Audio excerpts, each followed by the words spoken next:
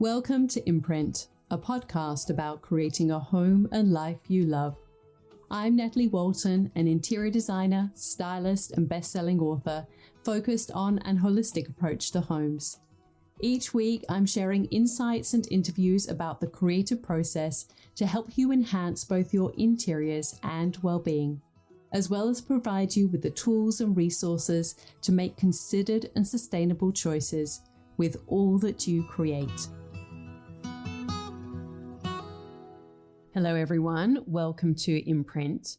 Today I'm going to do something a little bit different, something that I have never really done before, certainly not in this way, but I thought it might be really interesting and helpful for you, for anyone who is any type of professional creative and you're looking to create an offer or a service, or you have one already, and you're really looking to get better, improve, and really look at what feels good and what is in alignment for you.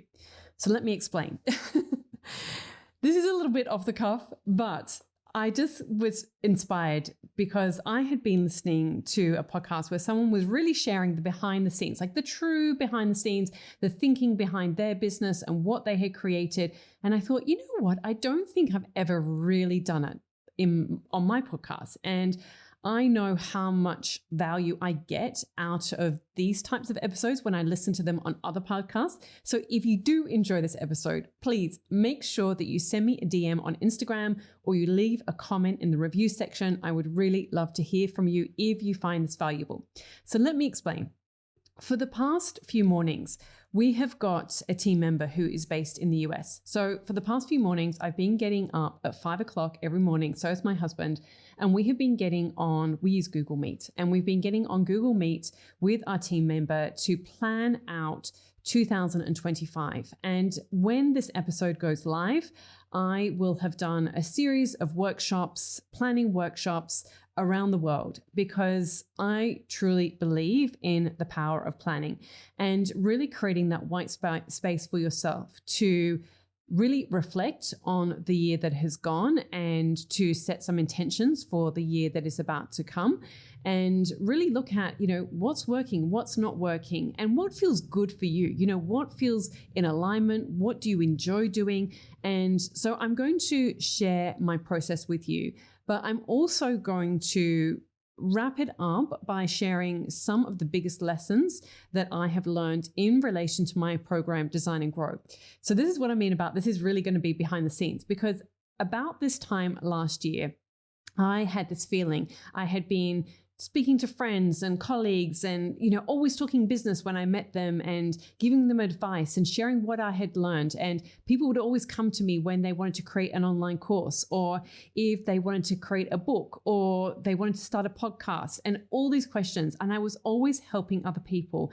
And I just felt more and more a calling to have this as actually an offer within my business, to be able to connect with other people who are like-minded creatives and really share the lessons that I've learned on my journey, because I've been in business now for really like the best part of 20 years in one way or another. I've got a wealth of experience, both as a working interior stylist, working with clients, doing that type of work, interior design. I've, published 4 books. They're bestsellers around the world. I've got a podcast that, is doing really well, getting incredible guests, and, keeps going up the chart regularly, in the charts, and many things. And I, to be honest, I feel really uncomfortable even talking about this, but I do have a wealth of experience in a range of different things. And so I had this feeling on my heart at the end of the last year to really share my journey, because I started with nothing, no experience, no followers. I didn't have parents who were well connected or didn't have like loads of money to kind of bankroll me or any of those things. And I've really had to work it out along my journey and work it out myself. And I love connecting with people. I love learning about other people and their stories. I love helping people, like truly, I'm one of those friends that I kind of go bend over backwards to help you if you've got a problem.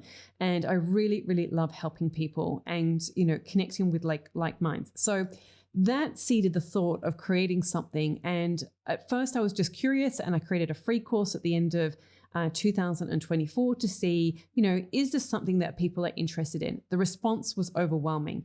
And at the end of that, I thought, okay, well, people were kind of saying like, okay, how can I work with you? What are the next steps? So I created Design and Grow, the group coaching program, and I've been running that all of this year.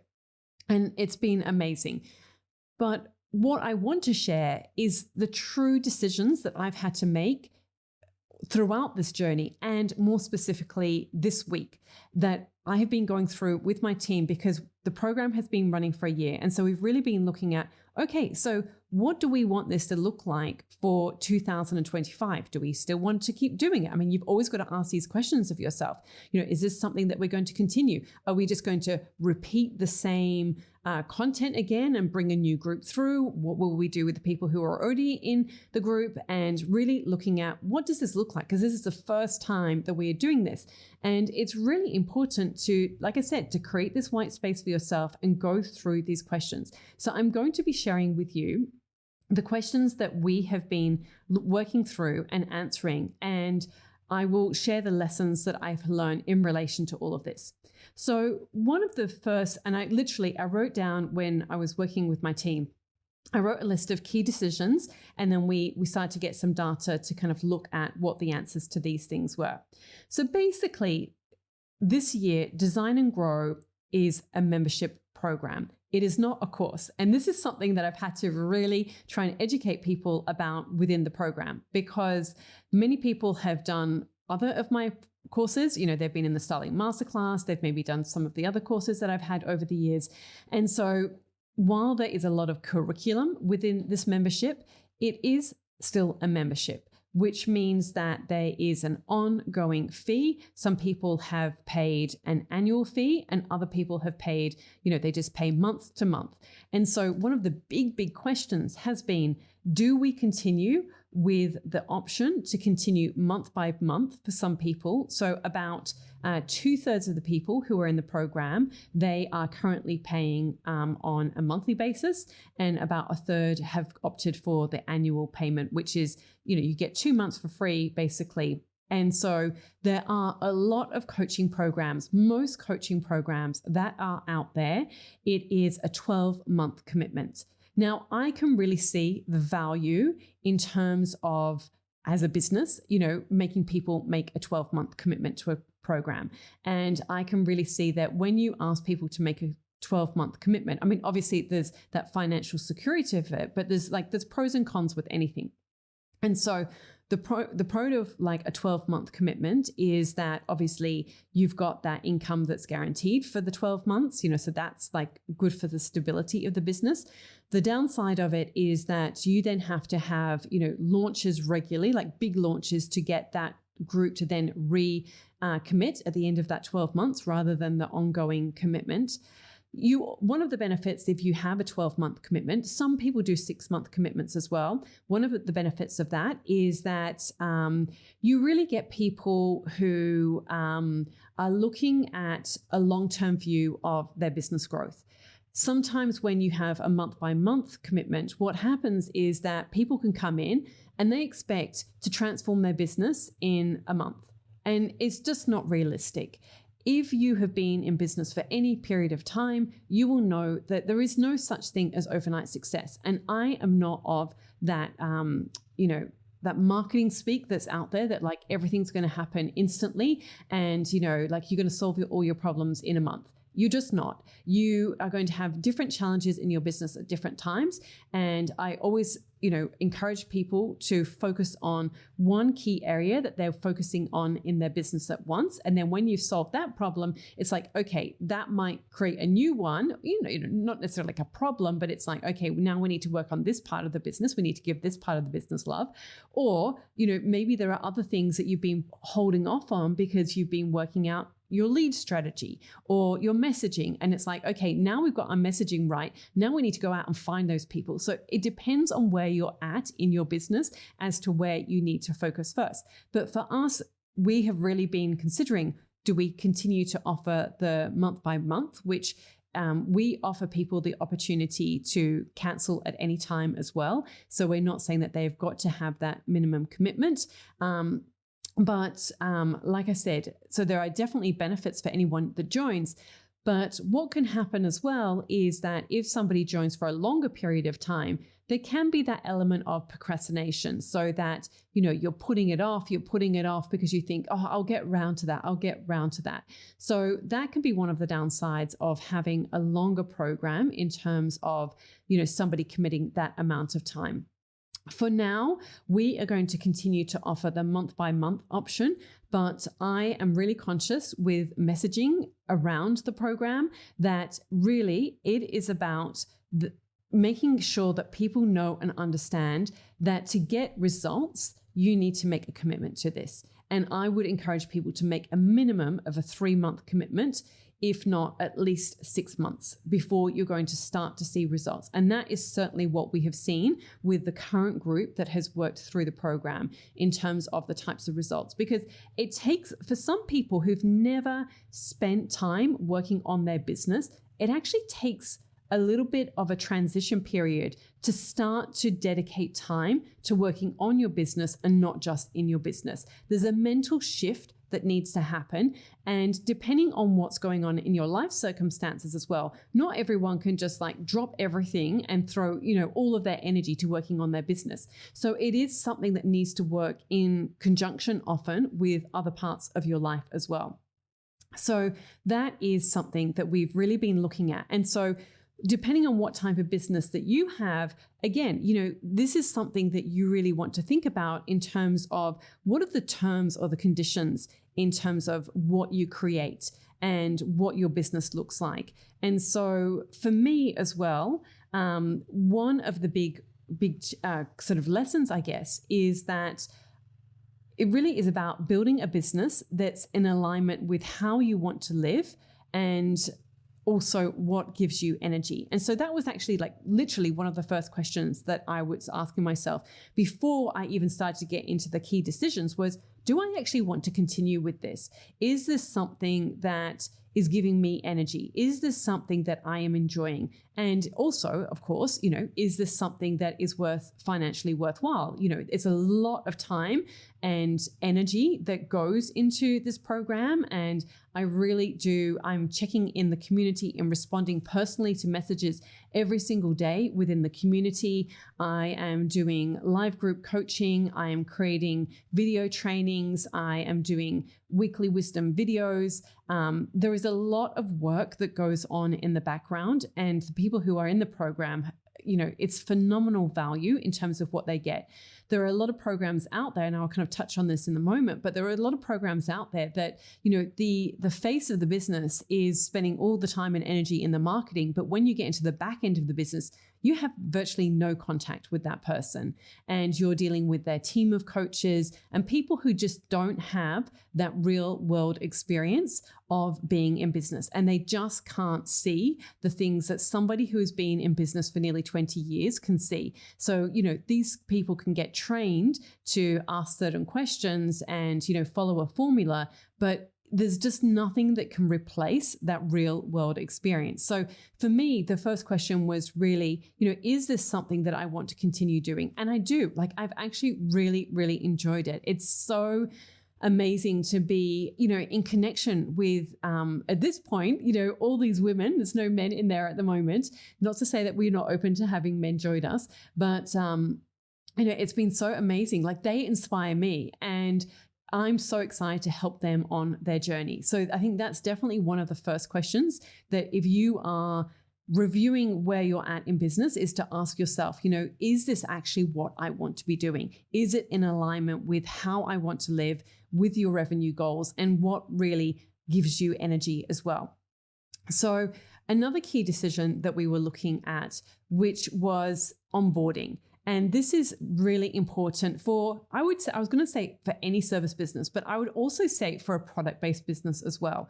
So when somebody makes that commitment to you, when they make that commitment to you in terms of, a financial commitment, a time commitment, an energetic commitment to joining you on a journey or buying your product or service, you need to reassure them as quickly as possible that they have made a good decision and that you really want to immediately validate them that they are in the right place. And so we also need to ask questions in terms of like, how can, and these are literally the questions that we have been working through, is how can we support new members? And how can we help people feel successful straight away? And again, these are really good questions that you can really apply to any type of business. And so this is a big focus for us as well. You know, we take the time and energy to really try and make sure that everyone feels seen, that they are really clear on their next steps. And it's how can we make that even better? Because this past year has been a lot of curriculum in terms of creating the content for the program as I've been building it up. But this coming year is going to be even more about really making sure that everyone who is in the program is getting the best possible experience within that. And so thinking for yourself, you know, how can you ensure that your customers or your clients have the best possible experience when they make that investment or that commitment with you? Because it's so important. You know, it's that you don't get a second chance to make a good first impression. So, you know, how can you make that good first impression? Okay, the next key decision has been in relation to pricing. And so with pricing, of course, this is something that any business needs to review. You need to make sure that you are profitable, that this is worth your time and your energy, and also though that you're meeting the market as well. And to be honest, I have had so many thoughts about this because there are so many programs, coaching programs out there that are about they're about $10,000 a year or $1,000 a month. And still, Design and Grow is a fraction of that. And yet, in terms of what people get, they get so much more contact with me. So, you know, there is part of me that thinks, am I undervaluing this program? Because people are getting phenomenal value in terms of their access to me, the contact, the feedback. You know, I am in there. It's not a group of coaches. It is me that is in there. And is that pricing right? But I would rather, and this is, you know, what I'm going to be doing for 2025, I would rather offer phenomenal value and really keep the price where it is, which is currently US $297 a month, which is, you know, phenomenal value in comparison to what people get and the type of support and the you know, just the results that people can get within the program. So I think that that is obviously a big question that, you know, any kind of business, you need to reflect on that and look at where, you know, where your pricing is, how are you priced in relation to the market, and what is the expectations that people are going to have around a certain price point, what are the results that you're going to get around a certain price point. It is interesting as well, though, because you do start to attract different type of people as well, depending on the types of price that you offer. So sometimes people, and I've had people within the program, I just want to do a low ticket thing. And when you have low ticket offers, you know, sometimes what ends up happening is that you have people who are really scrimping and scraping to make that. And sometimes people who are on that lower price point can be much more hard work than people who are at that higher price point, because at the higher price points, you know, to them, their time is more valuable. And it's really about how can I get the best win or the best experience. So they are definitely factors that you want to really, you know, keep in mind in relation to pricing. So, something else that we have been looking at is the curriculum in terms of what is that going to look like for this coming year. And so again, this is content. This is, you know, if you've got a product-based business, what types of products are you going to be offering for this coming year? If you've got a service-based business, what is it that you're going to be offering as well? How is that experience going to be for your clients or your customers? And so that is what I'm looking at this year, and really making decisions based on data, not drama or not the noisy few. I mean, with anything, you're always going to have a few noisy customers or a few noisy clients who really, you know, like to make their presence known. But you've got to ask yourself, are they representative of what everyone else is thinking or feeling. Sometimes the people who are actually the most content don't say anything.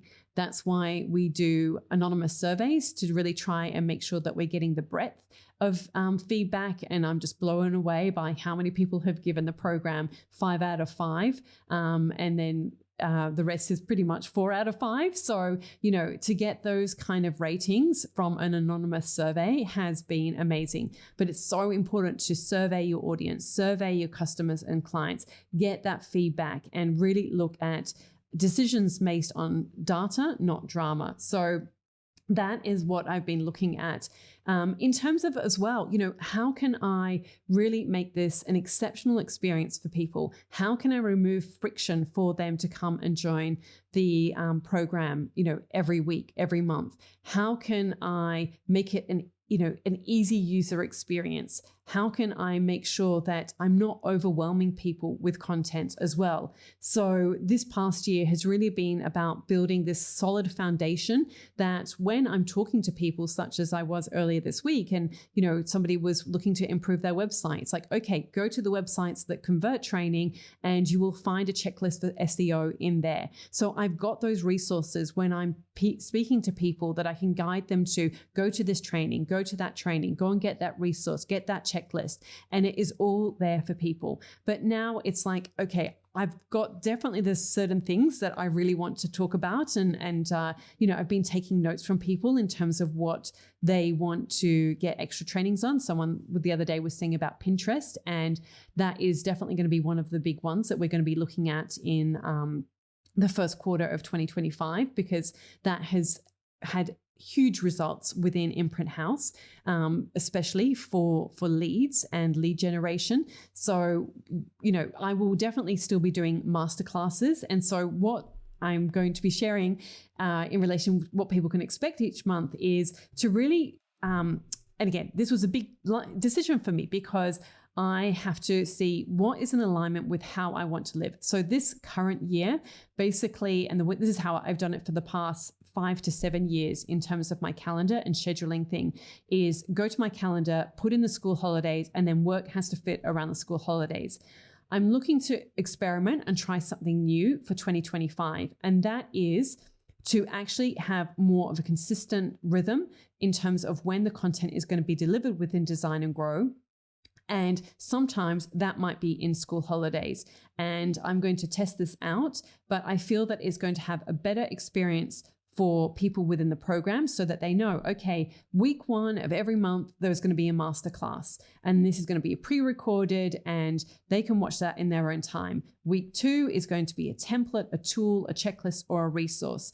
And this can be, it's not related to the masterclass, so they don't need to feel like, oh, I'm not going to take action on that until that. This is literally the tools, the templates, the things that I am using within my own business. Things such as I use an extension called Go Full Page. So I will sort of show how I use that, why that has been hugely beneficial for market research and other things. And so I will kind of run through, show like the step-by-step of how I use it. And, that would be like a small little example of what that might be. Then looking like the third week, that's when we will do a live group coaching, and this will be a Q&A opportunity, so people to come and share what they're working on, get feedback, and really learn from each other in terms of that. And then looking at having in the fourth week a co-working session whereby it's like a body doubling idea to have that focus, to really take away that hurdle in terms of, being motivated to work on your business. And I've got some other ideas as well. So this is the framework that I'm looking to implement. And I feel that this is going to give me flexibility in terms of I know when I'm going to need to deliver, and also it's going to really help people within the program. But again, it's got to align with what works in with me and what's going to help with them. So again, these are really important questions to ask yourself. Okay, the next big key decision has been in relation to the messaging and the marketing of the program. And so to really understand the avatar, who is the person that is in the program, again, go to your data. Your data will give you so much information. Interestingly, and one of the key questions was, do I I mean, I have so many people who are interior designers working in the interiors industry. The one thought was, okay, do I just make it for interior designers? Another thought was, is it just for creative service providers? Because, more of a service-based business rather than a product-based business. But when we actually looked at the data, there's 2/3 are service-based businesses, but there's still a solid third who have a product-based business. So to my mind, and I have got both, and I've got experience with both. I feel that there is enough overlap, there is enough synergy between these two different types of business models that I can help both within the program. So I am going to continue to do that. But again, it's really important to look at this and look at the data and look at, who's achieving success. And I know some of the people who do have product-based businesses, they have been having huge success within the program. So I don't want to cut them off because I feel that there is so much value for them as well. And I think that the common thread, is the fact that it is people who are in this kind of creative industry. And I take creative to be, because I do have health coaches as well. And I can never say it, estheticians. No, I can't say it. Sorry. Anyway. So health coaches, wellness, all of those things, photographers, they're all around this creative field, and Airbnb owners. And so the common thread is really the values and being, authentic, aligned. That is the common thread that everyone has within this program, which is really important. And then this leads into messaging so that we're communicating clearly. There are some things that I really feel that we need to improve upon, and some things that, like, making sure that people know that you need to make a commitment. You need to give this a chance to succeed in terms of you can't expect that you can hop in for 1 month and, that you're going to have all your answers, everything answered within 1 month is just not realistic. So making sure that that is clear as well in relation to people coming in and the messaging around the program, but also some things. And these are two really big questions that I would encourage you to ask in relation to your product or service. And the first one is, what makes you unique? And I actually don't feel that I'm doing this well enough. By the time this episode goes live, we will have updated the page all about Design and Grow, which, if you're curious to go and have a look at, is nataliewalton.com/grow. And to be honest, I don't feel that we have done enough of a good job of differentiating what makes me unique. What is my unique point of difference to other coaches and mentors who are out there? And so I really need to talk more about my hands-on real life experience working with clients in the interiors industry, working as a leading interior stylist, creating and publishing a best-selling book, running highly profitable and successful online courses, running a successful product and homewares business. I'm not just a coach that is teaching somebody else's coaching methods. It's not like a multi-level marketing scheme type or situation where, I'm a coach, or like I've worked in social media, or, some kind of marketing type role. And then I'm trying to tell people who work as an interior designer, what it's like about certain elements. No, like, I've got interior design clients. I have had interior styling clients. I have worked, on the kind of the coal face, as it were. Like, I have got real life experience in those very specific industries, and, having a products business and doing product launches and developing products and knowing and understanding how much time and effort that goes into those things, not just trying to sort of put like a template over a business and saying it's got to be exactly like that. I've got a breadth of experience in a range of different areas of creativity, and I've worked with photographers for, over 20 years, and I've got a huge amount of experience working with graphic designers, so when it comes to that, I feel that I need to get better at communicating what makes me unique. And so that would be my encouragement for you.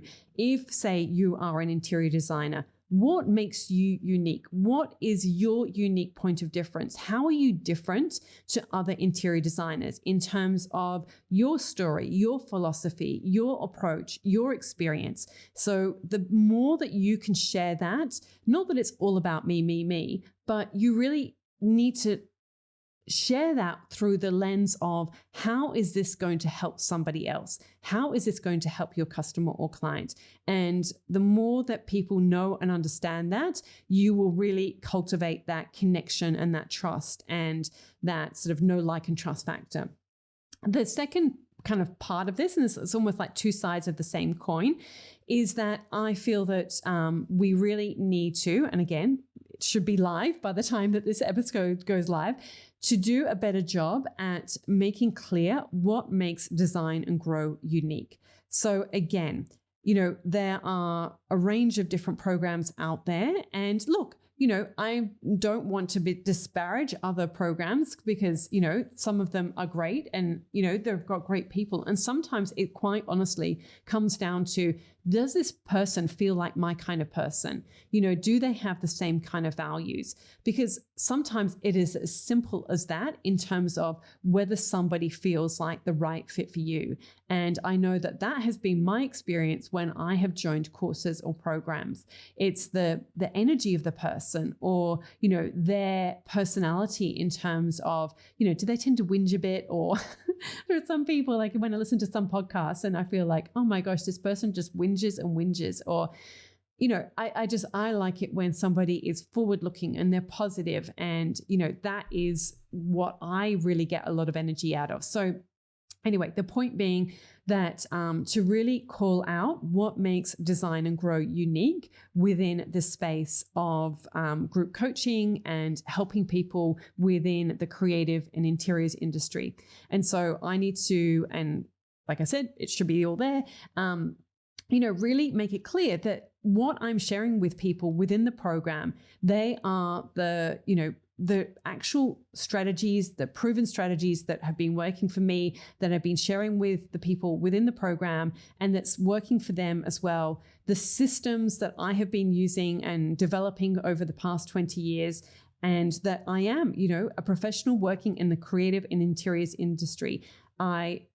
And Design and Grow is all about how you can grow authentically and in alignment with your values.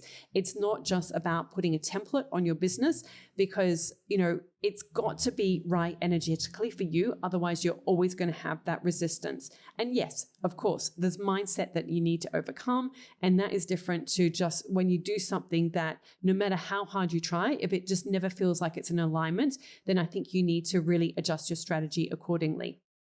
And, really not trying to push somebody into, like I said, a template or some kind of like cookie cutter, like this is the way that you've got to apply these ideas to every single business. Because the types of people that I'm helping and the types of businesses that, I'm helping within Design and Grow, there is nuance to it. Different people have got different offers. And yes, there are definitely, tried and true strategies and systems and processes and ways that you can do more things effectively and efficiently. And you can get clearer on how you get your leads and your messaging and all of those things. And they are all really important things. But I'm not going to try and make you do the same thing as 20 other people in a program because, we all unique and we need to recognize that and really address and nurture each person within the program as well. So anyway, messaging is super, super important. And if you have not called out what makes you unique or your product or service unique, make sure that you do a review of that and that it is in your communication, it is on your website, it is apparent on your Instagram, your social media, whatever channels you are using. And then let's have a quick look at the rest of some of the other key decisions. Bonuses have been a huge one. Whether I continue to do the one-to-ones, it is when we did an anonymous survey, it was one of the favorite features of everyone. Obviously, it caps my capacity. And so at some point, I'm going to have to decide, do I put the price up to accommodate that? Or is that something that is going to change in some capacity. I have actually created something quite unique, which I am really excited to share. So if you go to nataliewalton.com/grow, I have created something that I've never done before and really excited to offer as part of Design and Grow. It's sort of an opportunity to go to that next level and have more of that feedback. So if you're curious, then be sure to check that out. But these are, all the questions that you need to ask yourself within your business and what is going to make it in alignment for you and really help. So I wrote 10 big sort of lessons or strategies that I have done in relation to this review. And so I'm just going to quickly run through them, and hopefully it really helps you with your business and what you're trying to create as well. So the first is, like I touched on earlier, to build a business that's in alignment to how you want to live, your revenue goals, and what gives you energy. So I really believe that, everyone's in a different season of life. And so some of you maybe, you're in your 20s or maybe early 30s and you're not married, or you've just got married, or you don't have kids. And so you've got all the time in the world to do whatever you want. And, that's great. And so you are probably going to create a very different type of business to somebody who's got, well, in my case, 4 children. To many people within the program, a couple of children at least, and a marriage, and a partner who's busy in their own business or their own work. And so, it really is about building a business that is in alignment with the type of life you want to live. I'm going to soccer training with my children after school. I am, going to soccer carnivals on the weekends. I just cannot, be working crazy hours because I have got 4 children who want and need me, and I want to be with them as well. So, this is something that is really important for me. And this is something that I really focus on with members within Design and Grow to really help them create a business that works for them as well. So that let's focus on the most important activities in your business. There are so many different bells and whistles that you can do with marketing and business and all of those things. But I'm always encouraging people to get back to basics and really focus on what is the thing that's bringing in the money. Where are the leads coming from? What is your bestseller? Let's double down on that rather than trying to, do another course or do 10 other offers or whatever that looks like. Let's focus on the basics. Okay, number 2.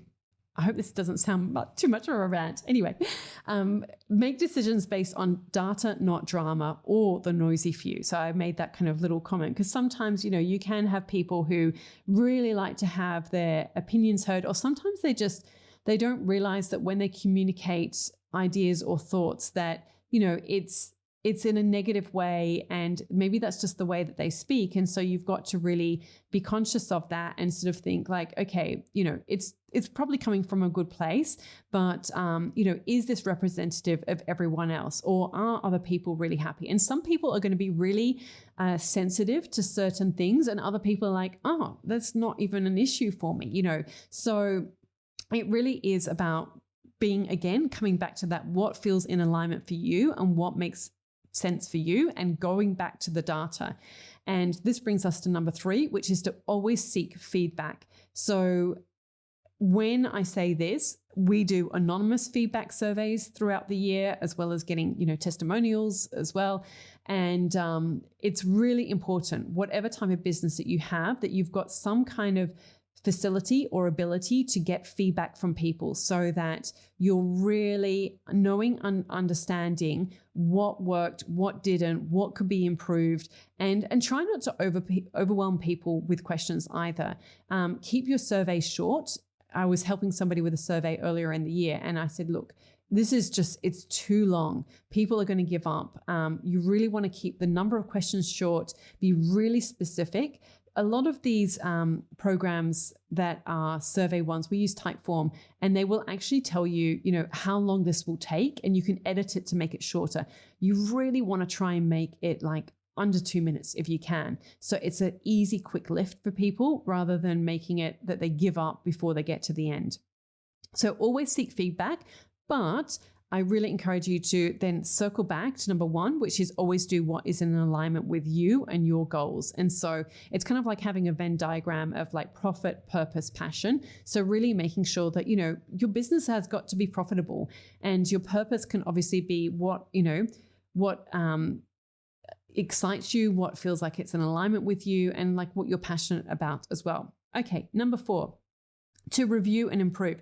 So it is important to take time to really review what your business looks like, what's working, what's not working, and make those decisions about your business before you go forward. What I would say though, and this is why I feel that annual planning is so important, and this is what we've been doing, like I said, this past month, and in particular very heavily this week, is to create an annual plan. Now, of course, there are going to be things that come up in the year that you can't anticipate, or things might go much better than you expected, or you might have to pivot and adapt, and that's completely fine.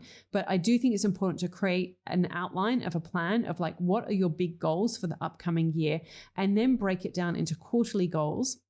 And then obviously each quarter you can review and refine in terms of, okay, are we still going to do this or not? And what's a priority and what's not?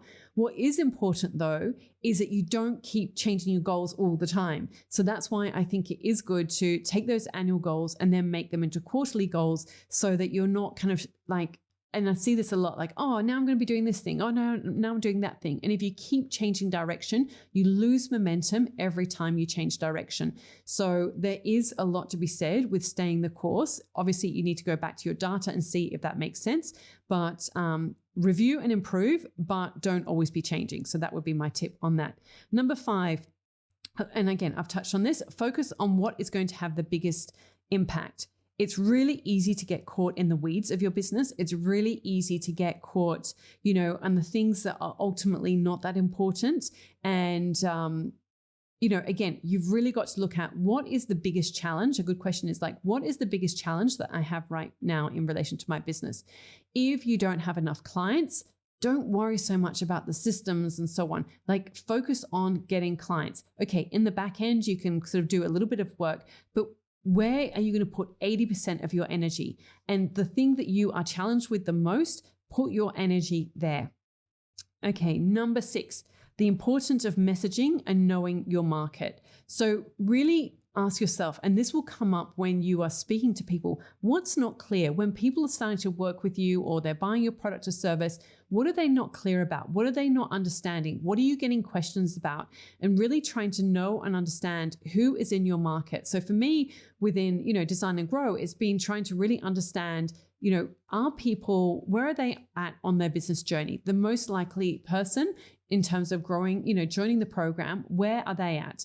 I opened it up so that it was, and again, this was a decision that I had to make. I opened it up so somebody didn't have to have a business already established. They could come and join and get their business established. And for now, I'm going to keep it that way. But my messaging and my marketing needs to be really clear that you don't have to have your business up and running. However, you have to be committed to getting it up and running, because it's really easy to just get stuck in the procrastination and the perfectionism of trying to have everything lined up before you get it up and running. There is no better data than actually getting out there, getting feedback in the real world and learning from that. Nothing will ever replace that. You can do all the research in the world, but until you actually get out there, again, onto the coalface, I don't know why I keep using the coalface as an example, but, getting out there, putting yourself out there, making offers, getting feedback from the market, that is the best way to learn and improve and grow your business. Okay, number 7, quit asking the question of how can you elevate an experience efficiently. So what I mean about this is, I've been really looking at, when I was looking at the curriculum for Design and Grow, what is going to help people get the best results within the program. And my tendency sometimes is like, I'll do this and I'll do that. And, all the things, I tend to load more and more things onto me. And the truth is, it's not always actually the best thing to get people better results. one of the things that I've been looking at is the accountability pods, and people have been really loving that. And interestingly, because I've started to do soccer and my kids are doing soccer and there's all these WhatsApp groups, so I'm going to trial getting my accountability pods to create their own WhatsApp group and give it a name. And I'm going to create some fun things in relation to the different accountability pods, and maybe even having a little bit of a competition or getting like feedback between the different ones, and doing presentations on and giving them more prompts. And so, that is something that can really help people. And it doesn't have to be about me.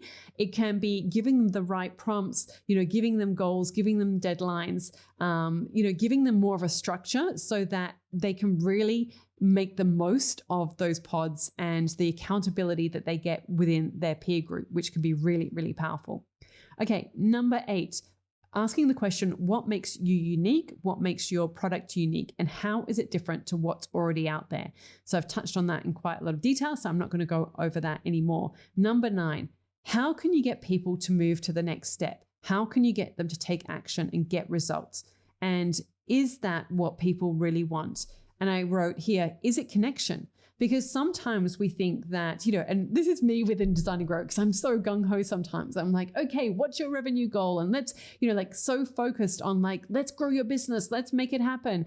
And I think for some people, they actually want the connection more than necessarily, revenue goals, or, so it's really understanding, who is that person that you're helping? What is it that ultimately they want to know? Is it that they just don't want to be alone? They don't want to have, when you're in business, it can be very, very lonely. So maybe for some people, it's actually, they want that real world connection. They want to feel like they're in a group of like-minded people and like-minded souls. And of course, they want to make their business run more effectively and efficiently. But it's not always, depending on what season you're in, it's not always about making more money. Sometimes it's about, having more joy in your business, or having more ease in your business. So really knowing and understanding, what is it that people really want, and how can you help them to get there? And then number 10, this is a great question. And this is one that I have to remind myself of, because as I mentioned, a short moment ago, sometimes I can really overcomplicate things. And the question is, how can I make this easy? How can I make this easy for myself? How can I make this easy for my team? How can I make this easy for my members? How can I make this easy to get results? So it's a really, really great question to always ask yourself, how can I make this easy? If you're dealing with clients, in its communication, how can I make this easy? How can I make this so I'm not kind of answering a million text messages? How can I make this easy in terms of having an amazing onboarding experience?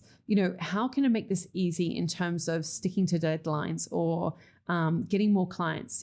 How can I make this easy? So really encourage you to ask that question. And as I said, these are all questions and, lessons that I have been learning as I've been going through reviewing Design and Grow, looking at what I want it to be, what it's going to look like in 2025. And, it's so exciting and inspiring to create something like this. It's actually an incredibly creative endeavor. I actually believe that entrepreneurship is, it is a creative endeavor. And I have really loved taking this time to review and reflect and improve and refine the program and really make it even better in 2025. And certainly the results and the feedback has been incredible from this year. And I am so excited about what it is going to look like in 2025. So if you are curious to learn more, if you really would like to come and join this group that is going through, and we're going to be doing something very special, you're going to have the opportunity to join a very special small group. When you sign up, then go to nataliewalton.com/grow. It's a very short time left before you can actually take advantage of that opportunity. And for those of you who are already in the program, you will have received by now details on how you can join that smaller group as well. And we're going to do a sort of more intense focus sprint for the coming quarter. So I'm excited to share that with you. And if you are curious to see about all the things that I've been talking about in this lesson, like I said, go check out nataliewalton.com/grow. I would love to help you within your creative business if this is something that has been on your heart, your mind. And like I said, it is phenomenal value for what you get. This is your opportunity to really make it happen and make 2025 really and truly your best year yet, not just in terms of the results that you get in the business, but how you actually relate to your business and how you relate to yourself. And it is such a huge growth. I like the actual personal growth that I see that people go through. It's actually phenomenal. And this bleeds into, in the best way, all other areas of your life, you know, the mindset and the belief that anything is possible. And that's what I believe for you. So I hope that you found this interesting and insightful, sort of getting a bit of a behind the scenes look on how I've been making decisions in relation to one of the key programs within my business. And like I said, I hope you found those questions insightful and inspiring for you and your business. So this is episode 217. If you have enjoyed it, please be sure to give it a 5-star rating or review. And you can also DM me at Natalie Walton on Instagram. I would love to hear from you. And of course, always share it. If you think somebody is going to get some value out of this, then please share it with them. And if you know of anyone who you think actually Design and Grow would be amazing for them, then please share that with them as well. I would really appreciate it. And get them to let me know that you recommended them through the podcast, and maybe I'll send something a little special your way. All right. Thank you so much. And I hope you found this helpful, and I would look forward to connecting again with you next week. All of the links and info for this episode are at nataliewalton.com/podcast. Don't forget to subscribe so that you can get a direct download of the latest episode. And I really appreciate when you take a minute to rate and review, as well as share the love with someone you know who might benefit from this episode, or on social media. If you'd like to access a range of free resources, come visit my website, nataliewalton.com. Thank you to Jaeger Media for producing this podcast. And I would also like to acknowledge the people of the Bundjalung Nation where it was recorded, and pay my respects to elders past, present, and emerging. I look forward to connecting again soon. I'm Natalie Walton, and you've been listening to Imprint.